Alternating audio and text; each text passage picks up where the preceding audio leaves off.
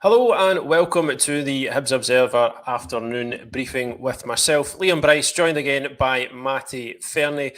And we're going to preview the upcoming Premiership season, hopes, dreams, expectations, and absolutely everything in between as Hibs gear up for another league campaign. Just first of all, this episode is brought to you by our sponsors, MPH Boilers and Weissman. MPH Boilers is a multi-award-winning family-run plumbing and heating company covering all of mainland Scotland, and they were recently crowned Family Business of the Year at the 2024 Fife Business Awards. So partnering with Weissman, a German-engineered, highly awarded boiler manufacturer, they make a perfect match for homes across Scotland. So, Matty, thanks for joining us. How are you? What are your emotions like generally in the weeks build up to a new league season? I'm like a big bairn at Christmas, is what I'm like as the season's about to start. It gets dampened a wee bit because we've had some competitive football already, but it's not the same as the league season starting. That's when you properly get the wee butterflies, and I'm looking forward to it. I think Hibs done a good job, deliberately or otherwise, of lowering expectations for the season. So it's kind of optimism rather than expectation that we head into Sunday. Yeah, I think that it is kind of nice when you hit that week or those few days before the actual game, where the kind of your reservations, worries, and concerns they fritter away a wee bit just in kind of excitement at the actual football coming back. So it's always a nice couple of days. Let's hope that's sustained beyond Sunday afternoon, because we'll start with the game on Sunday actually, and then maybe just talk about the wider season. I mean, it's a difficult one to start off with. Hibs had a bit of trouble against St Mirren last season. They're kind of difficult side for anybody to play against. But I mean, how are you feeling about it generally? I'm pretty positive. I think I've liked the way that we've played through the League Cup campaign. Obviously, you take the sort of Kelty result as a wee anomaly. I don't think we'll see that team starting again ever. So you can kind of almost just park that one and say it was a bit of a blip from players who won't be in contention for a starting place overall. So when we've had our strongest 11, I think we've played really good football. We've not really conceded very much in the way of chances. So even to kind of get a look at what the goalkeeper's like, it's kind of like, when he's been called into action, he's been all right, but it's few and far between. And we've been scoring plenty of goals, which is a good combination. We never had the defensive side of it last season, and that's why we struggled. Like if we go back to the corresponding fixture this time last season, St Mirren scored 3 against us at Easter Road, and it could have been much more. I don't see them scoring 3 on Sunday. And I think we'll hopefully do to them what they did to us, because they'll be on the back of a European game. I think they play tonight, don't they? So yeah, they do. Aye. Hibs found that hard to cope with last season as we went for the European game into league action, and I think that might go in our favour on Sunday. It can be a bit of a culture shock. I mean, as Hibs fans and Hibs players, I suppose, found out last season, and it was a really tight game they had last week. St Mirren, so you'd expect tonight would probably be more of the same. We were talking about this with Craig when he came on earlier in the week, possibly one that could go all the way. But I suppose Hibs just need to just prepare as normal. But I get what you're saying. Like, I think that blip aside in the Premier Sports Cup, I think there's kind of reasons to be kind of fairly optimistic. Of course, caveats about level of opposition and step up that's going to come. But I suppose what you're looking for in the early weeks of a new manager's tenure is being able to, even if it's not against the best opposition, at least being able to say, right, okay, I can see exactly what David Gray's trying to do here.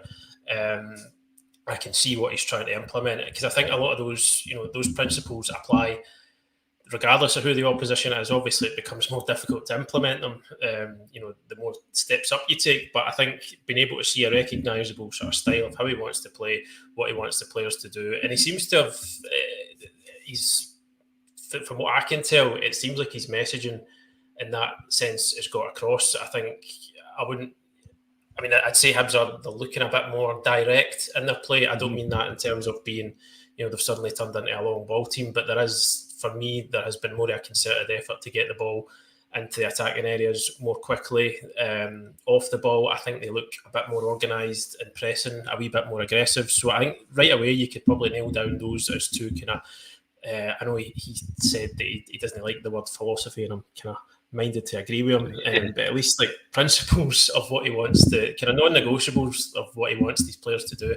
I think you can see a wee bit of that. So I think obviously the squad needs reinforcements. There's no two ways about that. But I think it is encouraging at least to see what he's trying to implement, what his ideas are, and the fact that the players do look to have bought into it. So you've just got to, I suppose, it's over to the Premiership season now to see how it translates towards that.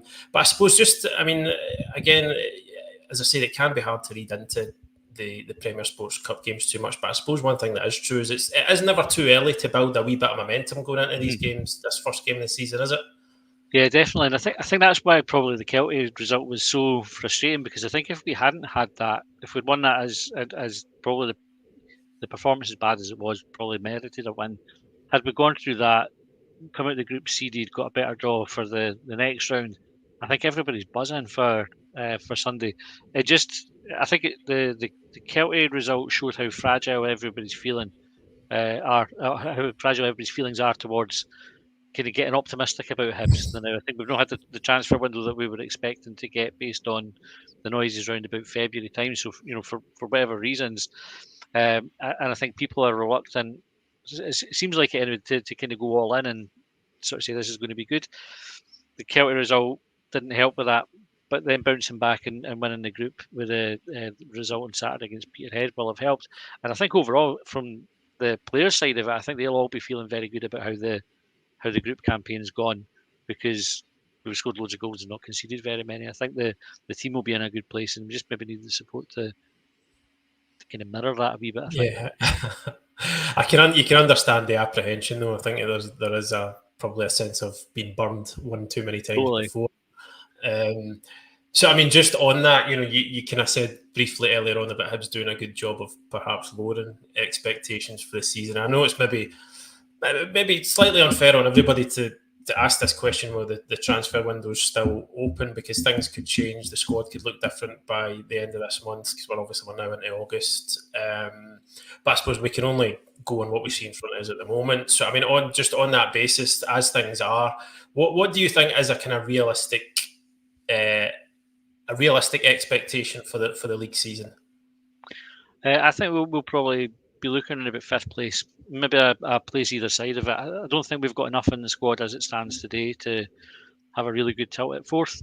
I think we're lacking up the top end of the pitch, and that's where we'll struggle if we don't get Yuan fit, or if he gets sold, and if Fairnie doesn't find the goals, and with nobody else there really to kind of come in that's reliable. And without that, you're relying on midfielders chipping in. So far they've done that, but whether you can rely on that over the course of the season's another matter. We just missed out on top 6 last season, when almost the last kick of the ball before it split. Yeah. And the season before, we only just scraped into the top 6. So I think that's been our level over the last couple of seasons. It doesn't feel like we've strengthened from last season. It just feels like we've replaced what's left. So I don't have a lot of hope that we're going to do much better as things stand. Yeah, I suppose I kind of it's hard to say at this point, because there are still kind of variables, things that might change between now and the end of the month. What I would say is, it's a kind of it's a very low bar to improve on from last season. But what I kind of felt that, I think kind of across the board, I didn't think it was a great Premiership season, and I don't think it will take kind of revolutionary improvements from Hibs to improve last season. I mean, obviously, revolutionary improvements are what everybody wants to see, but that's going to take time. But I don't think it would take an awful lot to do better. And again, I know that's not a low bar, but I just mean in terms of, even as poor as Hibs were last season, they were kicking a ball away from getting into the top 6. Then you don't know what happens after that. Might have pushed on for European football. Who's to say? So I mean, I think it is realistic. I think for what you're saying there, to be aiming for the likes of 5th, 4th, and anything beyond that. Again, at the moment, I'd probably inclined to agree with you and say I just don't know if they've got the kind of firepower and the depth. Again, as I keep saying, that might change between now and the end of the month, but we don't know. But I mean, just like, I mean, obviously, we might as well touch on that now because we're kind of talking about how things could change between now and the end of the month. Obviously, David Gray's being asked a lot over the past week about how efforts are ongoing to improve his squad, and he's been quite consistent in what he's saying. And you always kind of appreciate that there's only so much managers can really reveal when things are going on in the background. But I think as with most things that have been flung his way, like the kind of Bill Foley stuff and all that, I feel like he is probably handling it as well as possible. He's saying, look, I get that it's frustrating. Ideally, I would have liked to have had these guys in the door a few weeks ago, but it's not as simple as that. And I think he's probably kind of vindicated in the sense that I think we are generally seeing a slower transfer window across the board, and there's kind of knock-on effects from the European. The Euros. God, it was only a couple of weeks ago, and I forgot what it was. It feels like an age ago already, to be fair. But yeah, there's been kind of knock-on effect from that, not just in terms of signing players who were in that tournament, but guys who were at that tournament get extended breaks from their clubs. These clubs who have players who might end up being green-lighted to leave and go elsewhere are at the moment required to stay around and fill squads. And it's just, I mean, I get that it's frustrating. And can I get back to my original point? David Gray seems to acknowledge that as well. But he's been quite consistent, and he's saying, like, we're not just going to sign people for the sake of it. He seems quite content enough and relaxed, at least outwardly, to wait on the right targets. But how does that translate then across to a fan base who are kind of understandably eager to see bodies coming in the door? I think there's a healthy skepticism. So I think David Gray's done a good job of saying stuff without saying anything. It's sort of like your, manager speak 101 is how to avoid a question, which is absolutely fine. I think he's handled the press really, really well. But we hear this about get the right players in, and we've heard that. Like, you do hear that every transfer window, whether it's the January window or the summer window. I would love to think we're getting a player that was involved in the Euros, but when you see some of the names that are getting touted about, and they're just rumours, I don't know how much meat is on the bones of these rumours, but the two names that came up this week were Kukarevic, who was at the club before, and actually hasn't really played a lot of football since he left, and Junior Hoylett, who's more like Senior Hoylett now, isn't he? Like, he's 34-year-old. Which sort of flies in the face of the reason we let Adam Lafondra go, which was to lower the age of the squad. It's just like another example of the club sort of flip-flopping on strategic decisions there, isn't it?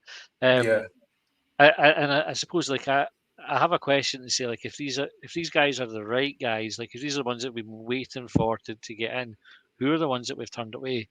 How have we tapped into this relationship with Bournemouth?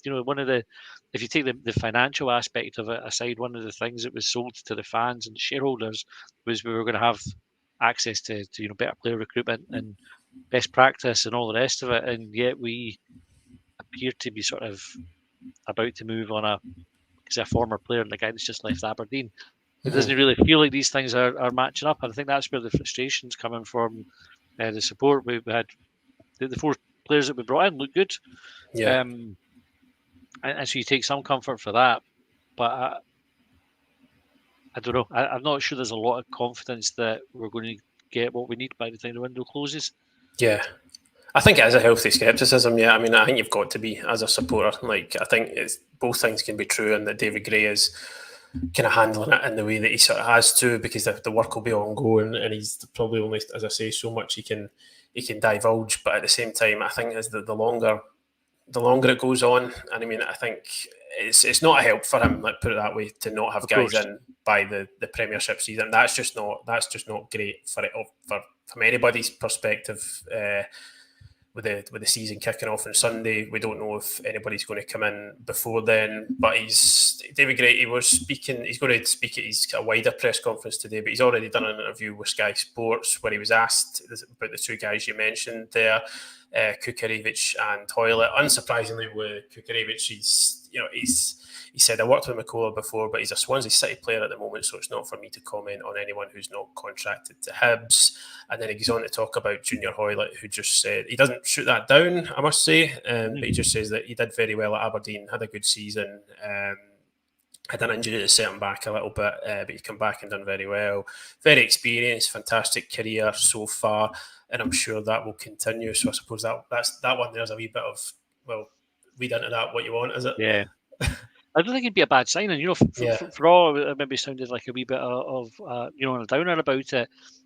I think he showed at Aberdeen, like his numbers were good for the short time that he was there, and he could definitely do a job. I just think it's one of these signs that if it happens, it's contrary to the direction that Hibs have been going. It would be on the face for like a stopgap signing, and that's not necessarily a bad thing.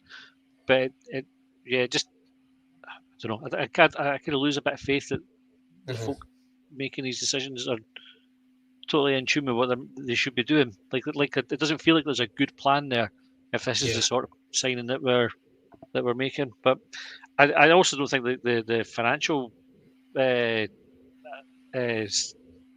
landscape at the club is particularly good at the moment as well. So maybe this is just where we are, and maybe we can kind of ride it out for a year by signing like Hoyle, who can come in and do a good job, and then next season when a few more players are out of contract, as Malcolm Mackay had spoke about before, then we can do a proper rebuild then. And that's not necessarily a bad thing either. Aye, I mean, he did talk about that being next summer being almost a clean slate. But at the same time, I suppose you do need to address the immediate issues, and he did say that as well, that Hibs do need to do that. But I mean, it's again, I think, I mean, Ahora and Ekpiteta look like exact. I mean, again, not to famous last words, sorry. Yeah.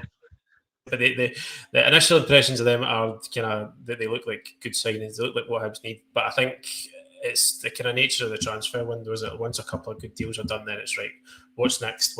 And then to have that kind of sort of bounce of activity almost, and then a few weeks in between it just creates a kind of void, and then the speculation then grows, and it's probably not helpful for anybody in that sense. But as I said, we'll keep you up to date, folks. If with David Gray, he probably, I mean, I dare say he will be asked again about signings at his wider press conference. And we'll just bring you any updates on that as and when it happens. But just want to get back to the season, and maybe guys who are already in the building, maybe just to finish us off today. Who's impressed you the most over pre-season and the Premier Sports Cup campaign? So I'll probably pick up a couple of names. Warren Ahora is, I thought he's looked terrific, like really, really assured and very Paul Hanlon-esque. I think, you could watch him and not know there's difference between the way that they play. I think he's been really good, fitted right into the team. I think he's one to watch this season. Rudy Milotnikov coming in has probably taken a bit of heat off the recruitment team as well, because he's come in and done a job and hasn't looked out of place in the first team. And I really like the look of Nathan Mariah Welsh as well. I think he's that sort of wee buzz bomb in the midfield that just kind of gets about the pitch. So I think we're looking all right, but the players that are there, Martin Boyle looks to have captured a bit of his old form as well, which is really good. Playing wider again, he looks definitely in a couple of games looked properly in the mood. Throwing in bicycle kicks and things like this. So there's probably a few that you could pick out there. Yeah, I would probably agree. I think Ahora's he's the obvious one, isn't he? I think going into the window, everybody was, the kind of chat was like, how are you going to replace Paul Hanlon? Like, he's been obviously such a influential figure. There was a bit of, remember when he was leaving, there was a bit of debate as to whether Hibs should be letting him go. I mean, even Lewis Stevenson came out and said, look, I think this is a mistake. Like this, you shouldn't be letting him go. But I suppose it kind of looks like Ahora is probably one that had been lined up for a while, given how it was done. And he does certainly seem to fit that mould. He looks very good on the ball. You can tell that he's a leader, he's an organiser. He seems quite calm. He'll be tested more, obviously, once the Premiership season starts, but there's been nothing about him so far that makes you think, I don't know if he could handle that step up. And I think it's always nice as well. You touched on, Rudy Milotnikov. I think it's good to get a nice surprise in pre-season and early season games, isn't it? Somebody that you didn't expect quite to to make that impact, because we saw a wee bit of him last season. Obviously, David Gray gave him his debut at the away game at Aston Villa. He got a start against Forfar in the Scottish Cup, but that was one of those games you don't really want to speak about again, is it? I dare say people who have, there'll probably be fans, observers out there who, have kept a greater eye on the academy, probably seen him coming through, but was he a kind of nice surprise for you to see a young kid coming through and taking his chance like that? Because he looks very comfortable in the environment. He doesn't, sometimes when young guys come through, and even though they're doing well, they look as if they're playing at the absolute limit of what they're capable of at that moment in time, like as though they, they're doing well, but it's all a bit hectic. There's a bit of kind of nervous energy in their play, but he does look very comfortable, doesn't he? He does. He's got the physique, which is a good starting point. Like for a young man, he's built like an older man. So physically, he's not looked out of place. But what I've really liked about him is how willing he's been to get on the ball and try to affect the game. Because you sometimes see with young players come into the first team, they sort of get the ball and give it away straight away. They give it back to a more experienced player. They don't really kind of want to go and take a man on, or even just hold it up and bring others into play. Whereas Molotnikov he's making good runs to get into good areas. He's taking defenders on. He's getting good crosses in, shots away. He looks like somebody that's determined to make an impact on the game, and I think that sort of, if you've got that in a young player, that's great. And he'll do well if he can keep that attitude up. Yeah, absolutely. Kind of looking forward to seeing how he develops, and he's obviously he's making that place in the squad his own at the moment. He's kind of seen an opportunity there with a bit of a gap, and he's taken it. So obviously, for his point of view, long may that continue. I think we're going to just leave it there for today. As I said, folks, there's a press conference at HTC today. You'll hear from David Gray and a member of the squad later on. So we'll have full coverage of that, as always, as we build it into the weekend. Be more content coming your way as well. We will have I suppose the kind of theme of this today has been expectations, not quite predictions just yet, because predicting a full season is generally a mug's game. So with that in mind, we will have a full predictions for the season piece on the website over the weekend. That's in the pipeline, and you can bookmark, screenshot, copy and paste all that and throw it back at us in 6 months' time when it all goes horribly. Oh, well, I mean, who knows? We might be underestimating our predictions. We might be overestimating. We'll need to see how that goes over the next few months, but do keep an eye out for that, folks. Thanks to Matty, as always, for joining us. I assume you're heading along to the game on Sunday? Well, it remains to be seen. Try to get a ticket. Really? Yeah, it sold out quicker than I expected. Long story short, I went to get one on the Friday. We had the system outage when they took the tickets off sale, and I kind of forgot that I had to go back in and get it. And when I went back, it was sold out. So if I get hold of a ticket, I'll be there. St Mirren's a game I would usually go to. So yeah, I'm trying. Well, there you go, folks. If anybody's got a ticket for Matty out there, please give him a shout so he doesn't miss the first game of the season. But yeah, thanks again for joining us, mate. We do appreciate it, and we appreciate you all tuning in. Again, as always, if you're able to hit subscribe button on our YouTube channel, it helps us to keep growing the channel. And just ahead of the new season starting, just a plug for our current offer on the Hibs Observer. You can see it going along there at the ticker below. It's our first full season covering the club.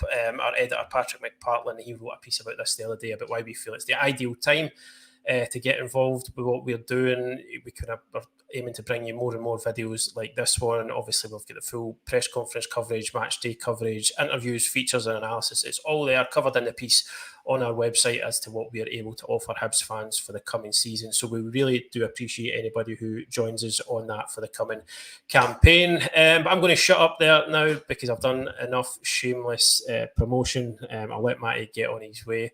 I'll let you get on your way as well, folks. Thanks very much for joining us, and we'll see you again very soon. Cheers.